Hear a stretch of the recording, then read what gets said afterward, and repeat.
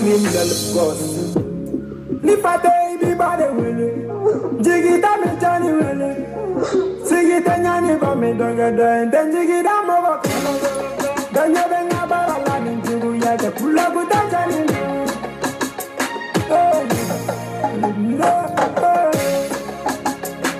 Atoramano, ayo mingana atoramano. Atoramano fuga kaki. Atoramano dununya ko shite ganzai. Maki yara faga nyani ye. Yenyu manga oye chugume. Ni fini la oga jugume. Nama na fembe kala be poroto. Muna nete rube kane korofo. Nte sarakabo. Nete na jugu ya sarakabo. Nte sarakabo. Nete na daula sarakabo. Antenyo kanu. Mune la teri kanu. Antenyo kanu. Mune la bade kanu. Ubi jugu yare dobi nyamu yare dobi konya. Uba daila de dobi baila do kanatila. Nipate ibibade wele. Jigita mchani wele. Sigita nyane ba me dogada. Den jigita mo ba. Danya benga ba la ni jugu ya de kula buta chani.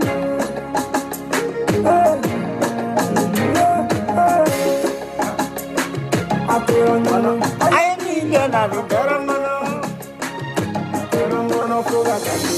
Atoramano. Ibengini na muna bina. Dununya fancy ko ya bina. Bimbo ya ya na sirango. Mute mirite na ne jawako. Nyade me fura bebe bolo. Muna kote me fura de mbolo. Waki e jamanyala. Tele nu tele ubeje winyala. Majini ye na ne bata. Makanu maye ne bata. Magonga la yera senge ne maja siri masite ne be. Donala ne dale banala. Joli tu me ka bonne dala. Magonga jama bemi. Munu me kule ne go bemi. Mekle munu go bemi. Munu go kuyenderi yo bemi. Nebo sanji be golo re nyi. Mbago nyaji be susuro nyi. Nipate ibibade wele. Jigita me jani wele. Sigita nyani ba me dogada. Den jigita mo ba ku. Danya benga bara la ni. Général Chico 223. Salut Internet. Malion Auga sa belli. Bita e frappou de consciente. Aye accusé ou la do bar la jona ngouche mo bar la parce que ne do fo oye qui confiné ne debo ok qui hyper c'est-à-dire qui tuno ali faka du kono ne Chico de bake ni ne goshiko sabake goshiko saba musoba koro kona ni ne akila ni jori senga ite stabili hali ni sara malote fengila foga jion li billahi o kilisi be mbolo dalu be ndabara kono Malion clé fly na femme mes réseaux sociaux ga be badon ça fi ko ne koromuso yi nkada ye wa yare kadinye kanu mana femme sa ote jufai ni ne saya na to e kanyeshi wadada mambe jo ani saya ke bingini yo dogoni o yo termuso yi nye bingini kanu o kama sinon unfololama unte nunu shiga parti fe ibingini wu ifatoba unde ni shiga parti fe menye mabe makanu ma nofe nkoromuso nofe nye bigidon mogo jugute nye bigidon atekuma o kama nya kanu koromuso nofe o nakat nabe deguna nine ya kanu koromuso nofe nine koromuso demiseni terimuso do nine koromuso kanumba jonjon do nine koromuso ka demiseni sebedo akaka ni koba dala domina ngabo ka nga point de vidi mbena doni fo oyoro la nga ndenjoye sabla ani mimbe nyogo fe nete sunguru ba jabiti comme mes réseaux sociaux gat les flyna anyagale no de nga aw ma famuya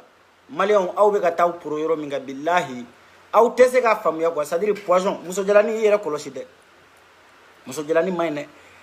surtout ni dugu jera ni ala mana muso fasa ka gele janga i kolosi ala mayne muso mana fasa te bashi ngana gele janyana ni muso gele jale ka gele janga ko fali gele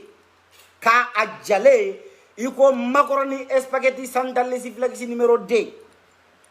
isira nya de isira onye oye poison de muso jalani mana sababu du kono o dutigi te shija soro wa o dutigi mago salenu ne muso jalani ka san sabake cheo che kun yiwulu de gabo aw ne da fo de muso jalani mana san fla san sabake cheo che kun yiwulu gabo nani te kuma bena fo jogodu kono te ni wulu mambo muso jalani disagale kalo kelengife na bora dura biti to chi muso jalani mana san sabaki ko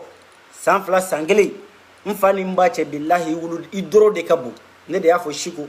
ate wuliwu ay seke luke suno kuma baba nu uluga sirata la bonyana do era ulu koni bu deburiye yenti ha ni koin ata ashishi adaga ajukuna wallahi mafla awbe maramba anyibe maramba mina maramba nalomado atekele stratégie don atekele chogo don ale koni nalomade asunya meni babani ale telecommande bolu bolu sa nolu ya tele guide kata yoro mina laga to de mbiti joy ka wochi abe bo fara nga ma famya oluga skariari uya don bogola ka sabuke nyengo ya ni ashiria ntefeki aja korote fagosa ana termuso no ye asunya me jabate adogoni ntede asunya me nyenkale ala asunya me ka koronta tabamoy asunya me ka koronta tabamoy no safati nyame ere baye koni ala ga hinala ni koy poison asunya me ni baba ni kone aja korote fagosa nde changer aja disco kungolo miseni ale koni sansa ale be do faraka de miseni aka mais asunya meta imay tellement que hashidiya kelen no ka digi denina ka dusukun dominer amaseka bonya de ali ni asunya me do jien hera be de kono ate bonya iko ki furula halisa ngani ya jugwa de be kono iko iye chesoro minyi jienenge na ali salafia ote eka nyengo denya uni muso menyo kona ko digeli haidara sirfite de sabla ne nyedeni nya photo yi nya dabara nya ye wulu muganda de ba kungo shigo ndinda do ninda sabla amfana mabaw balame amfana hakilima balame donc amanganga beka dossier parce que ni nana ninga dossier ta sisa abeti yele so sanfe ka yere filika jigi abe sa ko be siginda la ko shigo do faka alors que ndun ma lawli ka mo faka nen kale ala la nga video te kwala ni ngombe video ke ninga ka tatlo masama la kana bla fu ko dul la gare mba beka dossier ta kana Facebook sanfe ni yo ke nyen kale masala baka regli bulaji la mai abeta yere Philippe ponkura kono sabla wode be sanga la sisa ngati yere Philippe poni ngono moko be na fo shiko e mafa alors que mala wuli oma nya jogo jugu de fo orla niye muso ba koro e sabanani kata sigi groupe kono wali kumala wallahi sunguru bawdu uma furu soro walla fiatuka min alni mi me furu la fiatuka olu te furu ute dengolo u kono nugu bettigelendo wa umana mawo ma temete wali denche nyuma nun temeto u betu sigi ko lu de koro fodde muso ba koro mana ke dure groupe kono wala kuma de bu dakuma be o lafialente wa utachi ndo menun tanyale no lutemeto ko no ko fuka do soro ka fo oluma sombila o obo dofima sontila o obe dofima isera uma o obe dofima imase uma sa obi buruja olu fana abonele no teli olu fana amboshele no teli hala do be faransi ya fanande ngasiki kunto yi malion ibaro ni histoire nyere bela feme ne shiko sonja awba don ka asunya me maramba ka concert la kati sigi ka kashi tere dugu de nya kashi ne ko yene choqué ça ni ndigra ne la de c'est-à-dire ne asunya me sigile ka kashi putru mugu ba nyana tiga daga de wa putru mugu de wa ne make alay ka don na figi de sunguru ba jujala ni do fana ala mine kata kil na gisi dama ka nyeji joshi ibe kashi muna mun kashi ko kera nanga video ni nyira wala folo nga soro ka décortiquer ko be ambide asame kasi don temena ne de bena ofo awye akashi don temena togoli domina a wolo koroke o menena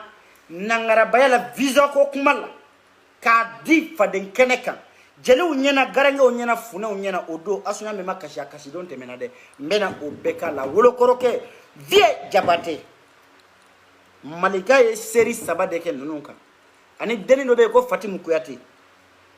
bara fla kuntula mali kono mo arnake ko visa ko affaire mena na vocalu be sisa ne di general Chico ngo kele stratégie wala ngo mo mare mbay lalu ma te ko nyedon i kasi don temena e kasi ko chama de kera mbena bela jele ni malioma wa itara ki ka silipu to nya fie ta silipu no fe ni ma silipu ni ma ta no fe ndi ka silipu ko kuma ndabla de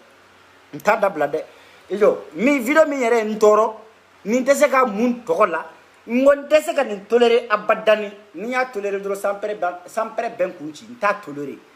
mena deni mena video ni nyira awla voilà ay ni video la jede Ani sabali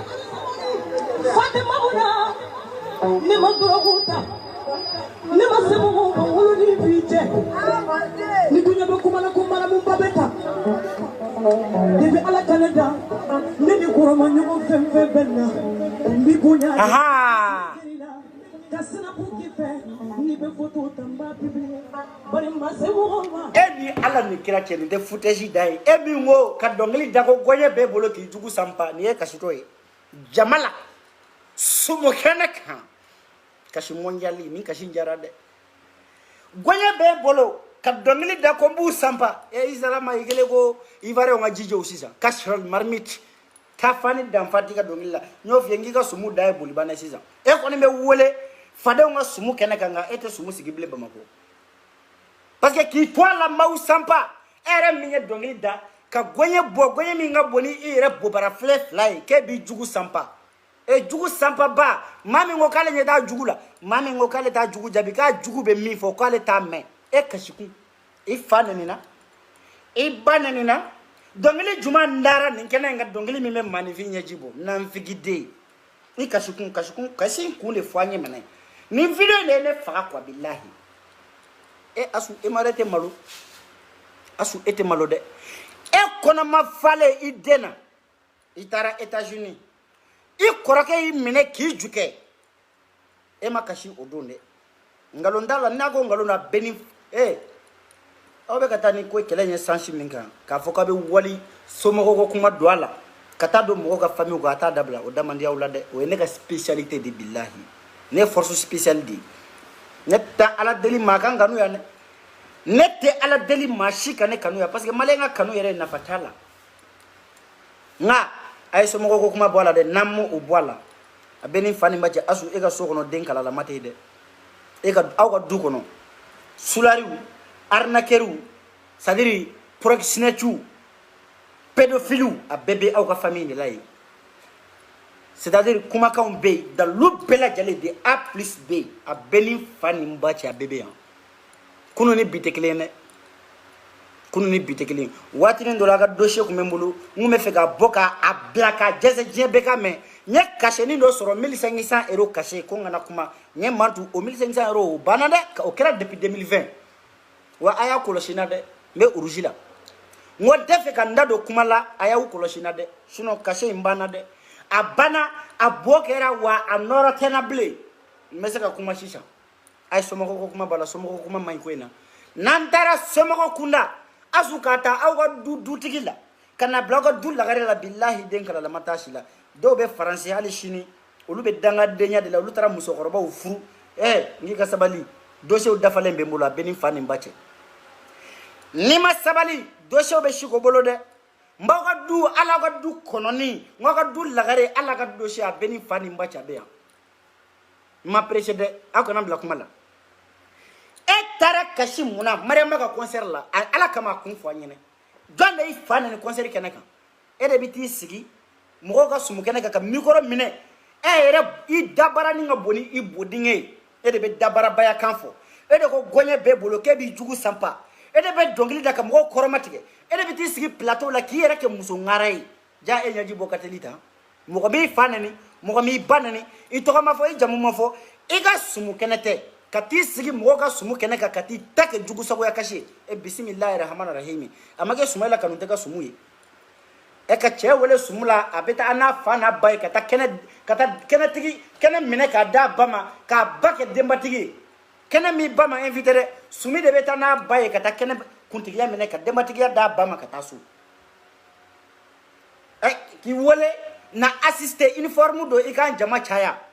tari take tere dugu de nya kashe kata deninga sumu be nyagami abulu kashikun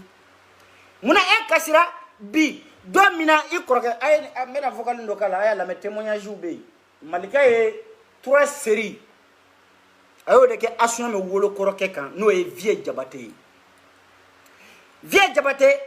ana complice no e Fatim Kuyate. 2020 2019 nunu yokola maga Mali kono visa kola uye muso do nyaji bo ka chado nyaji bo ana were mamme atigu yere da beni Allahu taala che outidala asnya me wolo koroke sadiri asu ne o finyene awa du ni ne ko mekuma aka abeni Mahamadu che ne ka ku furugu ne ni shegu kunye to furula shegu kunde do aljina kono wala shegu kunde do aljina kono ne furu kuma sako be kunye ngalu ijo mena vocal do kala akwa me folo témoignage do ne ngalon tala wa ikorake mba sadiri meta ka blaka la de tarak kashi John mami yechi ke kati sigi marambaga sumu kenaka ke kata kashi asu de ba fo nebi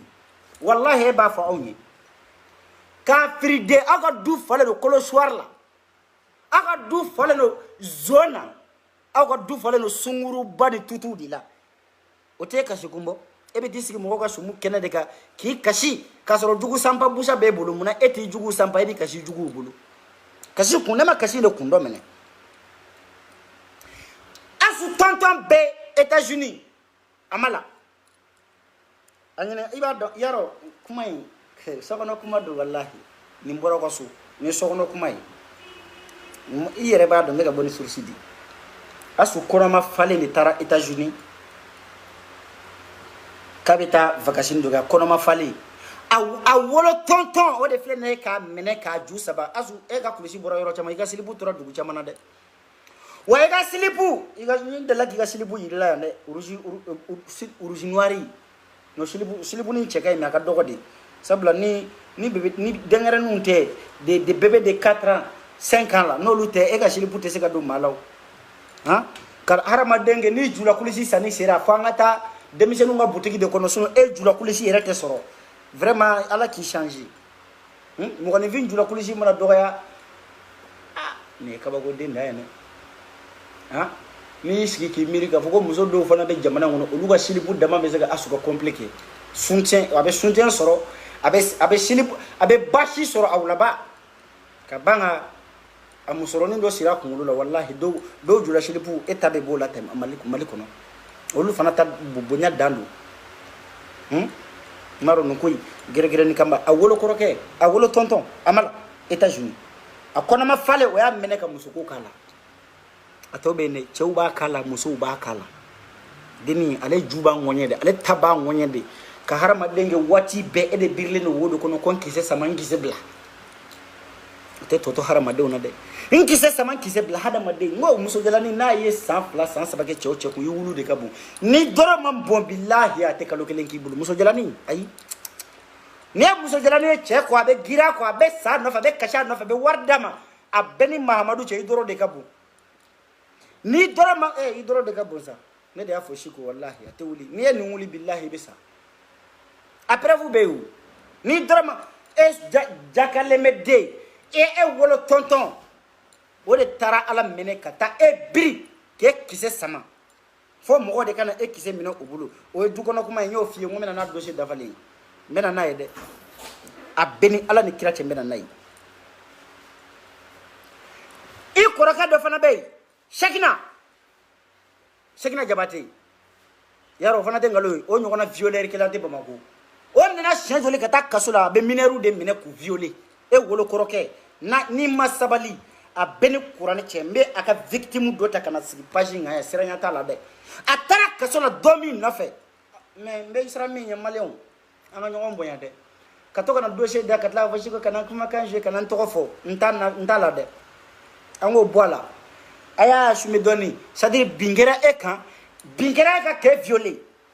katla ki dogo malgré que bingera ka mais ebe fe anga ko kitugudi anga lahara kono wa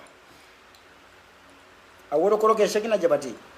o fana yoye o be bimineru de kan o yoye o ma delika sankelen defalenge ka mata kasola bingane o bana de bo fana no fe mo haramele i koro ka fle franci afuseni o teseka dorome kele yele maka ke dorome fly dorome kele ateseka yele maka ke dorome fly o be o tel la bana musokoroba juge de la jamana ngono musokoroba juge musokɔrɔba tɛ musokɔrɔba ye sakɔrɔ tɛ sakɔrɔ ye cɛnin b'a bɛɛ nɔfɛ o taara ala minɛ ka taa musokɔrɔba jasilen barika bannen dɔ furu o si tɔ banna ye musokɔrɔba furu n ko bɛ jeune mago sa bi ok n bɛ vocal k'a la an b'a lamɛn badabada suko billahi n ko aw ka sabali n'aw ye ne lakuma ne kumali ni ne ye mantu n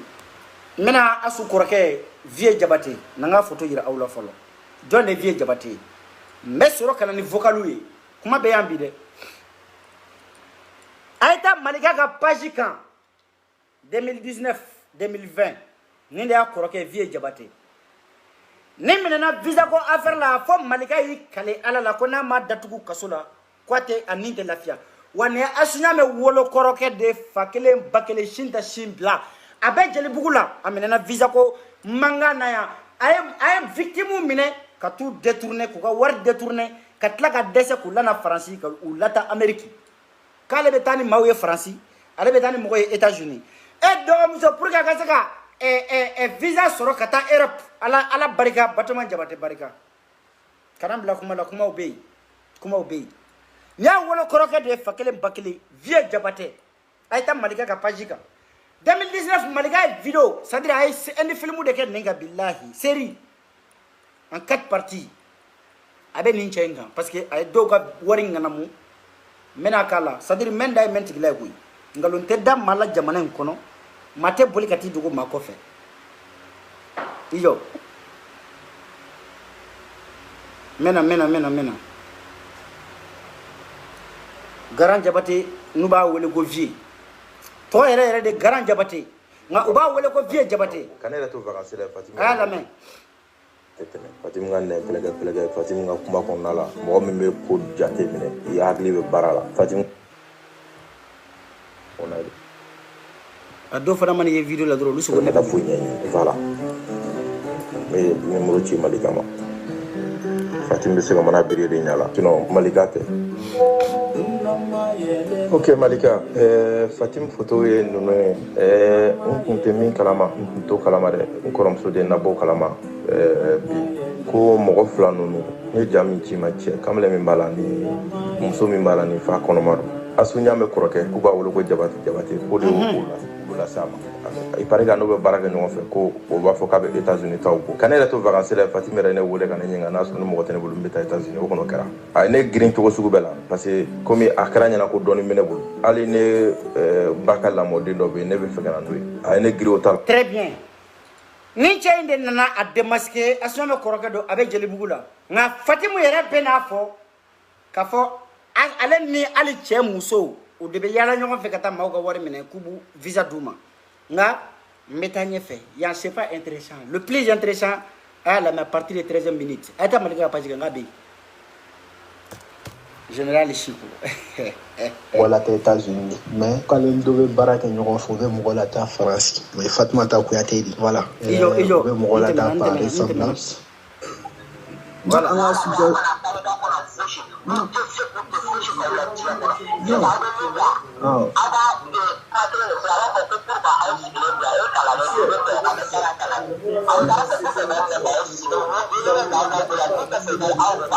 taa ɲɛfɛ sa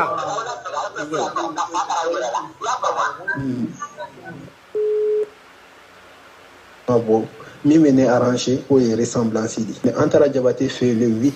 avec Fatumata Kuyate. Nous, au début, j'ai escroqué quoi. Monsieur Jabate, lui, il habite à Djelbougo. Allez, Djelbougo, là. Deux des Kera, ça va voir comme. Ah, d'amener la main, parce que la presse a filé, mais la main.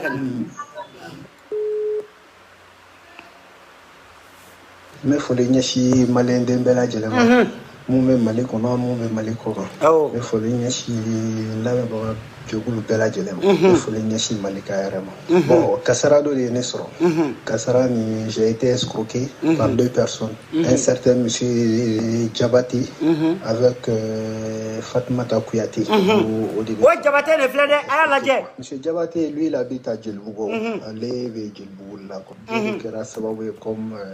ne kun bɛ taga l'école la Faransi. Dole kɛra sababu ye ka na se Jabate ma. Ale kun tɛ Fatim dɔn dɛ, a tigi kun tɛ Fatim da kun bɛ Jabate de don. Bon a ko a ma ko bɛ baara kɛ ko lui k'ale bɛ mɔgɔ la taa États-Unis mais k'ale dɔ bɛ baara kɛ ɲɔgɔn fɛ u bɛ mɔgɔ la taa Faransi. Mais Fatumata Kuyate di voilà u bɛ mɔgɔ la taa par ressemblance. Walima u bɛ visa ɲini ka di ma olu bɛ mɔgɔ lata ni position fila de la. Ne ko bon en vrai ne kɔni ne donna ambassade la siɲɛ fila Faransi ambassade ne donna siɲɛ fila bon j'ai raté a ko ne ma bon min bɛ ne arranger k'o ye ressemblance di mais an taara Jabate fɛ yen le 8 11e mois a ye téléphone bɔ ka Fatim wele bon ko dɔw nana sisan ko bon k'u pɛrɛlen don i ma ko olu fana bɛ taa Faransi quoi et mais Fatim ko wari b'an Fatim y'a fɔ Jabate ko wari b'an ko Jabate ko a ma ko awɔ ko wari b'an et mais bon moi j'ai confirmé oui nous sommes prêts wari bɛ ne kun wari b'an kun a ko ok ko an ka taa Fatim fɛ yen et mais parce que ko namara bɛ fɛn fɛn na k'ale t'o la k'an ka taa Fatim fɛ yen a y'an ta ka mobili la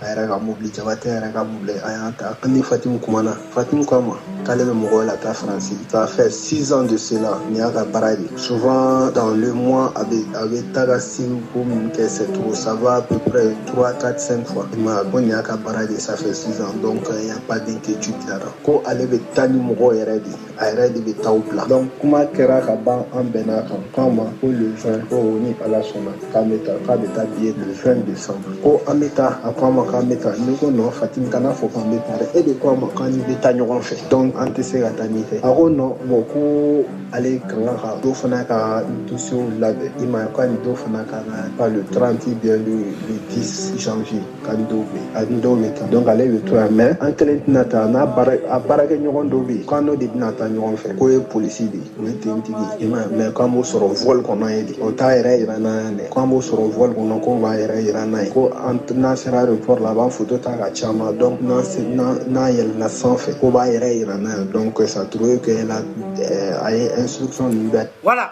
video in ka jan n bɛ nin jɔ yan maliyɛnw a sunya mɛ min taar'i sigi Mariamaba ka sumu kɛnɛ kan kunun ka kasi o wolo kɔrɔkɛ de nin e kɔrɔkɛ minɛna nin na jeliw ɲɛna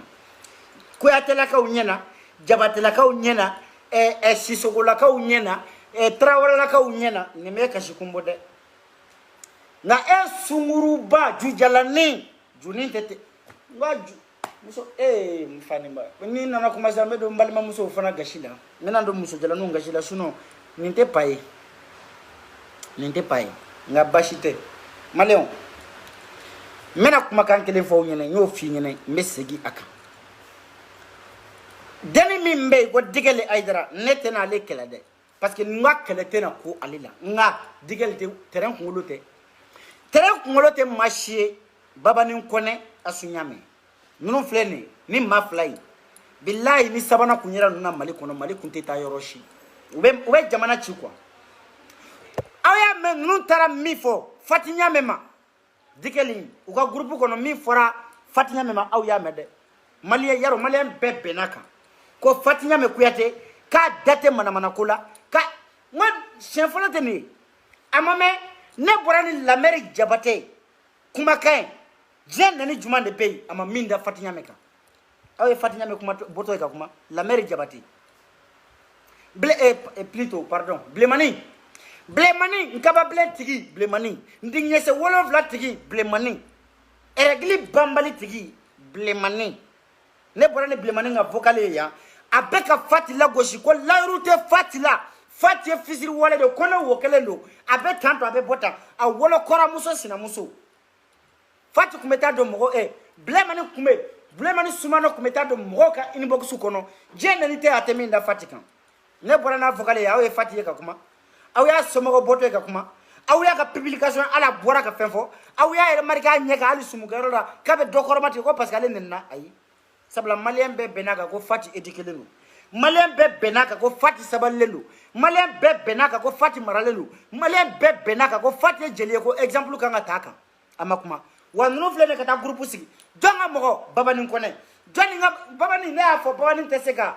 Fati kanu a tɛ se ka Safi kanu Babani ye Safi Jabate kɔrɔmuso Mambileni a y'a kɛlɛ fo ka taa bila sa don na a ye Tata Bambo kɛlɛ fo ka taa bila kaburu don na a ma jɔ hali Tata Bambo ka sanga kɛnɛ Babani min sen jɔ ye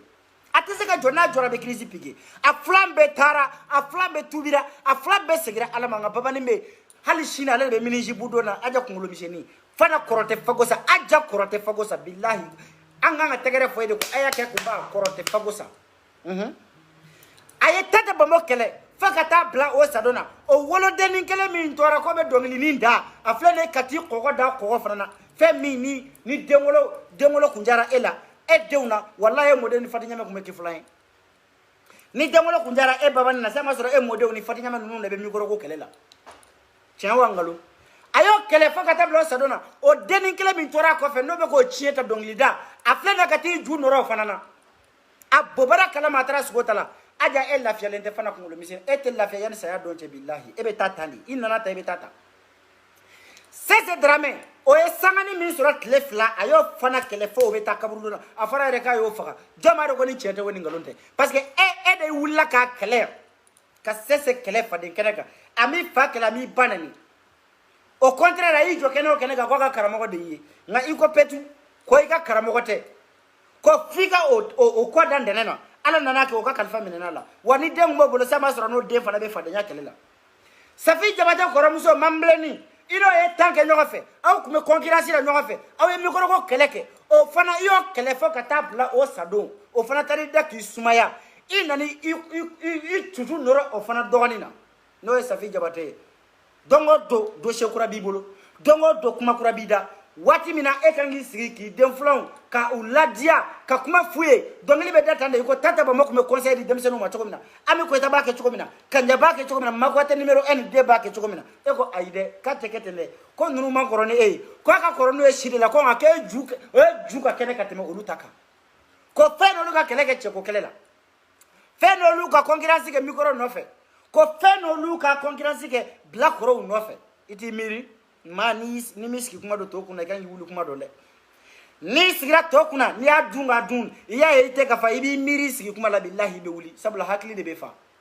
suno kono barate fawo ibara la ali fatimu jabata ibolantu muni iga lagare ni minu nganga keleke mikoro no fe itari jo sumu kenaka ko fana sebe koronene ko sabla ko bako mandi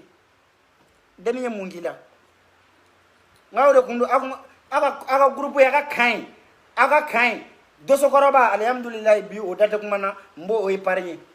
sino asunya me saraka de ngolo kuma mo cinema ya ko fatum jabate beta abe côté bela bi awte mekele fo nyina o maludon sera ateme billahi ma fe flafo ka o awni momo de Canada to nyokombolo nyan kale fani mbala o maludon sera yara ayi sigiya shiko de be boni mo ka fokali shiko de be mawu arrangistrer wamba fo nyene bi aya sebede je jonjo ni de laga fo ali momo mako allo salam aleikum abeni fani mbacha ya enregistré wa ali na maboka je Facebook sans fait abachi doma comme preuve ka fa le ne be kuma wa otigi na no kele la domina aba fo ka be bono ka dossier o fona be boni kuma kan ko no be sorota de mo be tani je jonjo wa ni momo ini mawo manya ira nyogona ni mawo ma jera momo kama ini otigi be fara nyogona momo kama kone da fiede wane mawo ma yira momo la ko nenga mai fo ki sa ino otigi de maya kebli ki ka mo sebeta kata yira momo de Canada la ko karsa ni nenga mo de ko me ne tere mawo president nyogona itlali ga maya la abo boshila abo kele katla ki no bla nyogona ino te arama de nya kebli wani de la ka fa e konko akara nyuma akara juguma ya bla kuna ko dondo la hali na yere mabo parce que c'est ka fode si ça arrête mo enregistrer ka bona e ka bla Facebook ça fait mais karma de ba no fait sabla kunu ikume mau enregistrer ka bona e o bi ebe mau enregistrer ka tadi manifuma olu fana betla ka kar ki janfa ka bona e suno ambe bimina ngalo ya aramui ate mo enregistrer ka bona kuma kai ayra toke abi enregistrer muna nani dobe kuma la domina ni na sozolike ale bata kata de adomaga doma adana ya mo bo nale no tigera nyogona sisa o de be bono kuma kawni harama danya la bi miridi ni manya ko ye mawu enregistrer ato ikilembulu nete ma enregistrer ne be ma enregistrer me de bede enregistrer ne be kala banchi enregistrer parce que kala banchi na ko imako salam aleikum o kono de kabina galon tike ka daila ngani ni wallahi aw malo do mese aw man lela ka de nyinga wa donindro tile saba tile naani an bɛ un mois kɛ dɔrɔn cɛni min sigi mɔmɔ bi ni sigi yan kabi ala ye da ne tɛ maa enregistré siko de bɛ maa enregistré ka bɔ n'u kumakan ye kabi 2019 kana bila bi la aw ye ne ye ka maa enregistré ka na n'a ye Facebook kan kabi aw bɛ ɲɔgɔn enregistré de kana se ne ma yan kabi 2019 kana bila bi la aw ye ne ye ka maaninfin dɔ enregistré ka bɔ n'a kumakan ye ne m'o kɛ et pourtant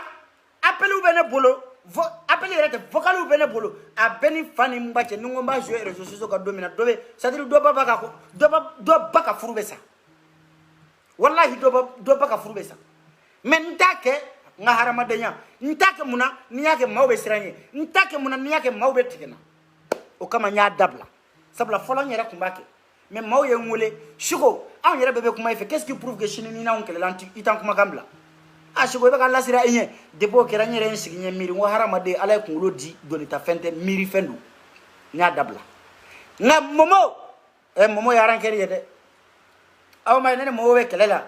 nin y'a san 4 de ye ne ni Momo bɛ ɲɔgɔn kɔ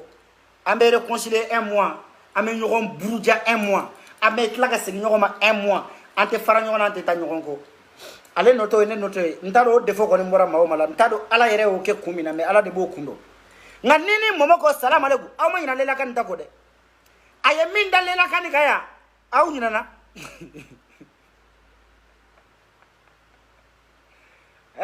sunguruba kɛlɛ ka di sa ni sungurubaw ye ɲɔgɔn rassemblé wallahi a n'aw sera Safi Jabate la k'an ka taa ba ɲininka de billahi Safi e kana pressé ɲamɔgɔdenw bɛ fara ɲɔgɔn kan billahi u b'i kɛlɛ o tɛ s'i la ɲamɔgɔden 100 i kelen billahi u tɛ s'i la c'est à dire hali n'a danna anw cɛ kumaba dama damaw ka fara muso kumaba kelen kelenninw kan anw b'i defa tiɲɛ kan billahi u tɛ se e kana kuma dɛ ayi a to yen karima b'u fara pe yan wallahi karima bɛ ninnu fara pe yan ninnu bɛ tila ka ko da ɲɔgɔn kan yan ni n'a ma kɛ fɔlɔ a Momo kelen a ye diɲɛ nani bɛɛ da Sidiki kan yan ko Iba Wade nɛnɛ o ma mɛn dɛ nɛnɛ Ladifa ka ko la yan Momo ye diɲɛ nani jumɛn bɛ yen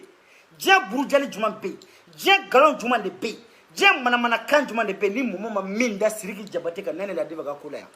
fo ni ne Siko ye ɲɔgɔn ba de n'a ko la yan o kɛra dɛ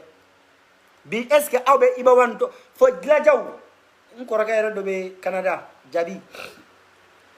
Gassama n kɔrɔkɛ don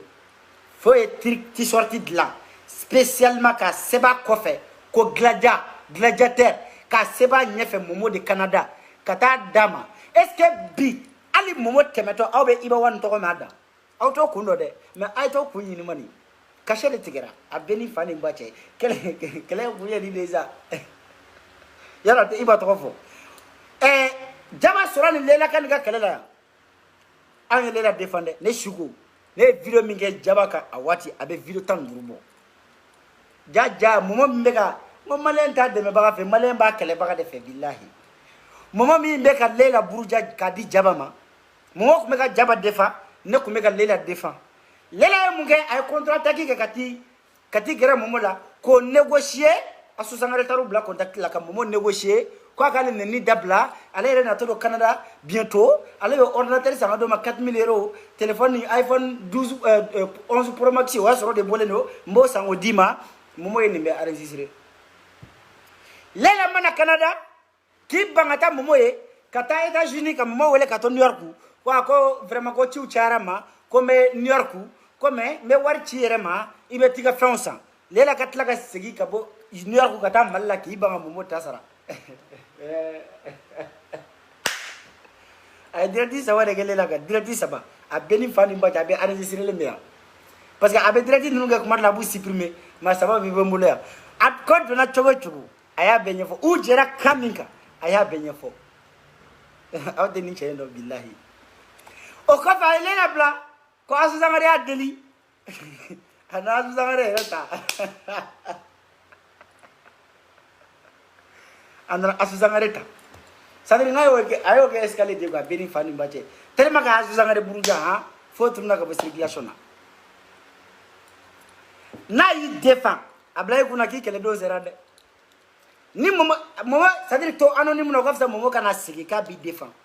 ni Momo y'i défend billahi a b'i kɛlɛ n'a y'i défend ne Siko kabi ala ye n da ne ma fila de sankɔrɔta ka segu k'u kɛlɛ wa n'a nimisa bɛ sa fo lahara ne ma nimisa kɛlɛ min na diɲɛ kɔnɔ ka kɛlɛ min bɔ kɛlɛ min ne n'a nimisa bɛ sa kɛlɛ min ni hali n'a ala ko ko suko ne bɛ se k'i faga k'i labange kura ye pour que nin kɛlɛ ka ɲina ko bilahi n bɛ sɔn a ma o ye urukinjɛ ka kɛlɛ ye je te bête con c'est à dire u ye mali mɛnɛ de cɛni ye ne non ala de ka ɲi quoi bilahi ni nana kuma fɔ sa ɲɛji bɛ ci ɲɛ kan bilahi ne tɛmɛ yen a nana o Sangare a y'o buruja a y'o labila sisan hali ni Iba ni Sidiki ye mankan wuli sisan Galajan kana k'aw kɔnɔ ko Momo bɛ taa Iba défendre bilahi a bɛ taa Sidiki ka côté la a bɛ taa wallahi a bɛ taa a nana b'o la tile fila in na n ɲɛ b'a la ka vocal dɔ bɛ ka circuler ne mɔgɔ y'a ci ne ma n ko n bɛ mun fɔ nin na ne tɛ adressé Momo la yan ne kan ka adressé Sidiki de la kɔrɔ n y'a f'i ɲɛna n'i bɛ problème la maa o maa bɛ gɛrɛ la a bɛ t'i dɔ ye dɛ dɔw bɛ gɛrɛ la k'i défend pour que k'i détruire sini dɔw bɛ gɛrɛ la k'i défend pour que ka se ka gɛrɛ i la sini dɔw bɛ gɛrɛ la k'i défend pour que ka se ka k'olu teri ye sini dɔw bɛ gɛrɛ la bɛɛ n'i hakilina de bɛ na bɛɛ n'i ta ne ye Sidiki défend yan plainte saba bɛ n contre la hali sini k'u bɛ minɛ hali sini bɛ ka ɲini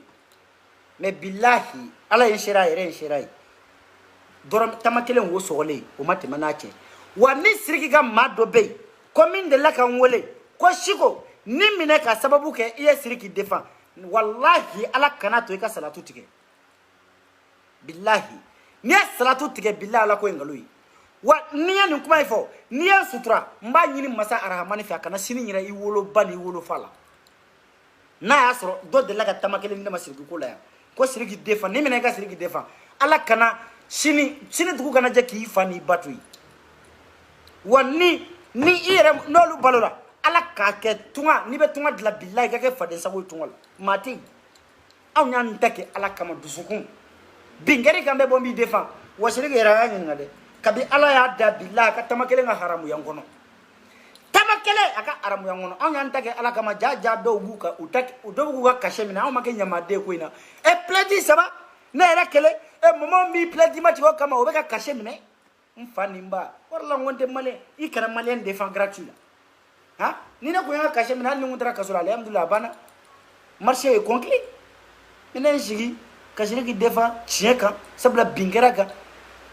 ne hakili la deli fɔlɔ fana y'a kɛ ten Badi y'a kɛ ten Dalasi Jabate o yɛrɛ olu yɛrɛ sɛgɛn min k'a la ka fara Belfi ninnu kan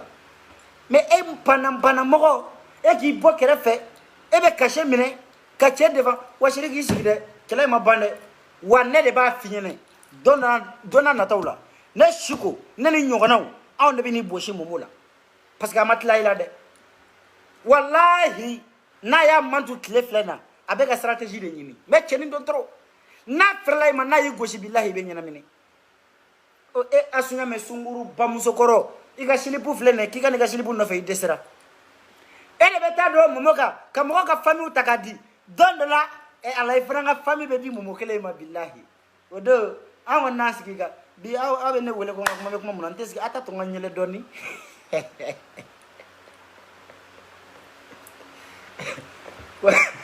ko ne julankolo fila ye ɲɔgɔn gɛn na ka n'a ɲɛɲini wallahi min bɛ ɲɛfɛ o de jo t'a la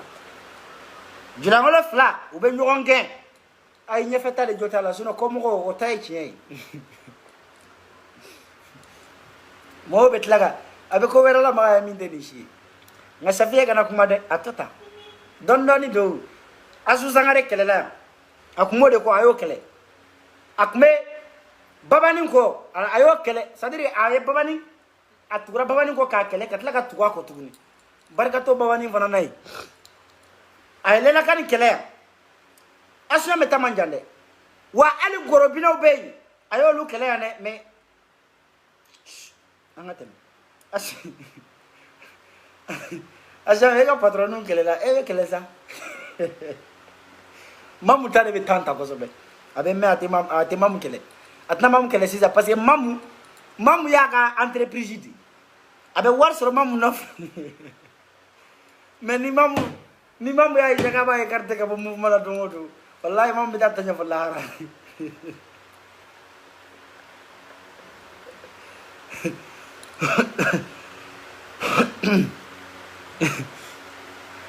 abushi nun do sigile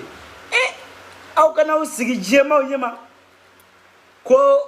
maramba jatigi dobe ko de hôtel ta 2 millions par nuit ko kadar maramba Côte d'Ivoire ka aw ko wuli ya depuis ne maramba ga video chama yira wala be boko do 10 millions 3 millions abere Allah taala je derin de la kana ni 1 million 500 kani sigi ni kurane che ko do 10 millions dalema maramba de boke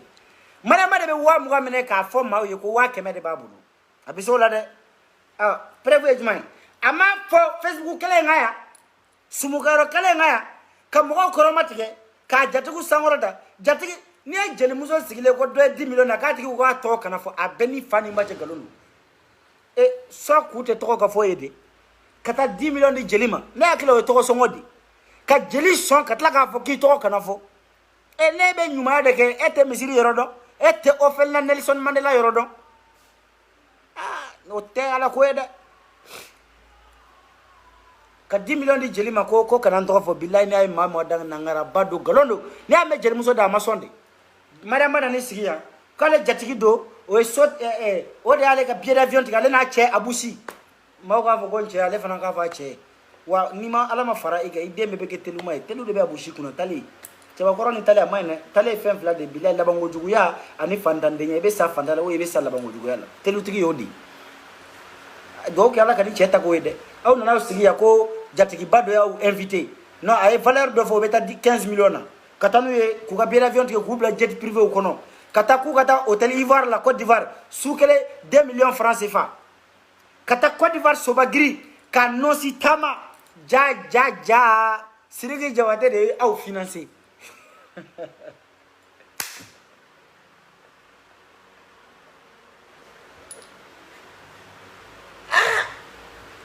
no jam wala fi mesega galo su do tike quoi beni c'est-à-dire ngaw ka galon de galon de zero korbo ay avec momo ama be dévoiler billahi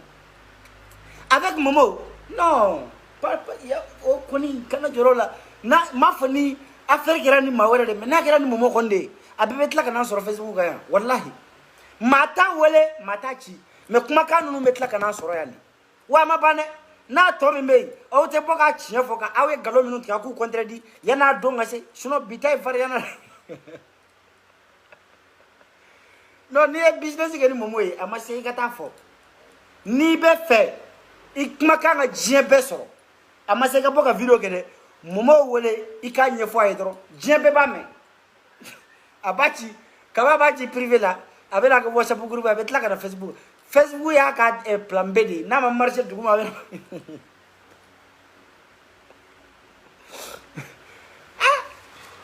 njatigi do odi a invité kata Côte d'Ivoire hôtel Ivoire soukele million fla he Allah ni jatigi barka ma bi bolo na la ka jomba bi bolo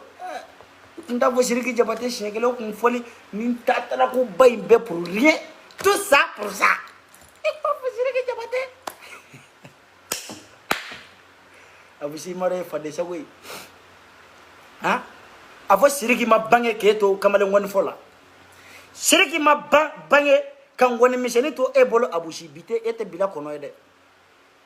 ha e ka jashi ngoni ni fola shiriki wolola ka eto gongoni bi bolo kana kora kala ka kora mene katla gata au invité hôtel Ivoire la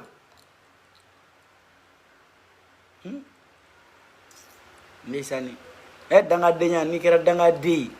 abushi ebe sata billahi idem flan ko njatigi ba siriki de jatigi jeli invité egisi ni mamu makona taya na keri de ka fuma ko tunya mokodi anga shiga anga ko la jamani na meta meshew presse ko jugu wallahi o de sara jugu je ni mina ka min mbo famu ya mayele maganga minan de wallahi o etele ko jugu di anga ta wallahi amisi mais video jara martigeta men ali seni ngol men ali nga ay so moko ko bola de naw ma se moko ko bola wallahi do ba furube sa de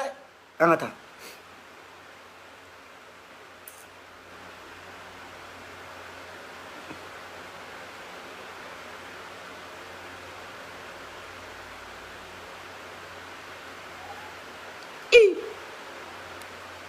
Kalumbatige 5 millions dirhams, 20 millions dirhams. Vous êtes invité Côte d'Ivoire. Wallahi, hôtel Ivoire. War chama de bijiga kono. Allah, on fanimba. Ja, tout ça pour ça.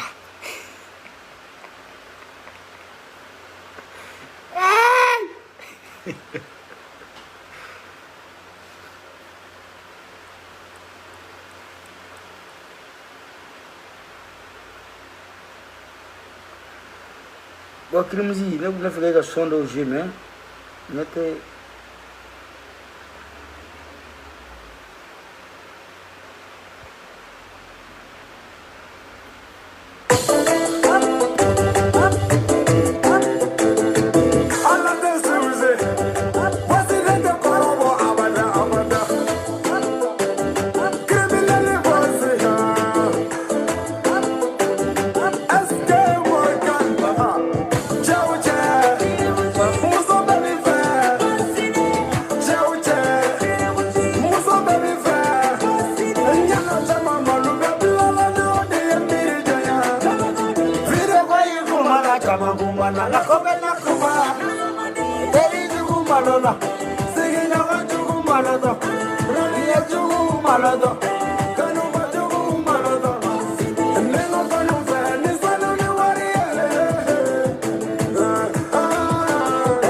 Ça, belle mini en général, je suis au 223. Donc, on a mis un fait.